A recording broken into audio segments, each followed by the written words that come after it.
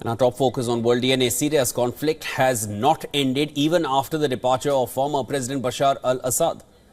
This was the warning that was given by the UN envoy to the country, highlighting clashes between Turkish-backed and Kurdish groups in the north. The first major challenge is, of course, that the conflict has not ended. Yes, we are seeing a Syria that is stable at present in many parts. Many in Damascus tells me that the law and order improved significantly after 2 initial days of instability. But stability can be fragile in many parts of Syria. Shortly after UN Special Envoy for Syria, Geir Pedersen spoke, the United States announced that it had brokered an extension of a ceasefire to the end of the week between pro-Kurdish to the Syrian Kurds and the pro-Turkish fighters at the flashpoint town of Manbij, and was seeking a broader understanding with Ankara. And we will obviously look to see that ceasefire extended as far as possible into the future. And it came about through our ongoing diplomatic work with the SDF and with the government of Turkey. The initial ceasefire that was reached last week was brokered through our diplomatic engagements, and not just here at the State Department, but obviously we have coalition forces that operate inside Syria that have long-standing deconfliction mechanisms, in working with the government of Turkey and working with the SNA to try to make sure that forces, including U.S. forces, aren't put at risk. Meanwhile, UN Migration Chief Amy Pope said the UN agency was not advising the large-scale return of refugees to Syria before the situation stabilizes in the country. The migration chief highlighted that tens of thousands of people, especially religious minorities, have fled Syria. They came to power because of a coalition of various armed groups. Now the question is, do they govern with the same kind of coalition? Can they create that coalition? And one of the issues, of course, that's worrisome for all of us within the international community is ensuring that the most extreme voices who are part of that coalition do not destabilize a government that is more open and democratic and inclusive. Meanwhile, the UN's humanitarian chief informed the UNSC that after the recent escalation in Syria, more than 1 million people were displaced in less than 2 weeks. In other development, the military chief of Syria's Islamist group Hayat Tahrir al-Sham called on the international community to find a solution to Israel's repeated strikes and incursion into Syrian territory.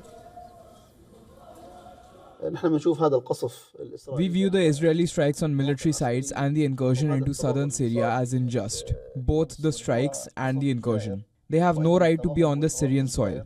We call on the international community to find a solution to this matter and demand the withdrawal of the Israeli forces. He also added that the group would be the first to dissolve its armed wing and integrate into the armed forces of Syria, and called on Western governments to lift the terrorist label from HTS and its leader Abu Muhammad al-Jolani, now using his real name Ahmad al-Shara. On the other hand, Israeli Prime Minister Benjamin Netanyahu held a security briefing atop a strategic Syrian mountain inside the UN-patrolled buffer zone on the Golan Heights that Israel seized this month. Defense Minister Israel Katz, his office said that Netanyahu, Katz and the heads of the armed forces and the domestic security agency in Israel visited outposts at the summit of Mount Hermon for the first time since they were seized by the military. Furthermore, Israel's Deputy Foreign Minister Sharon Haskell accused the HTS head of being a wolf in sheep's clothes. Speaking at a press conference, she held up a photo collage of Abu Muhammad al-Jolani. Is not going to misuse chemical weapons as well.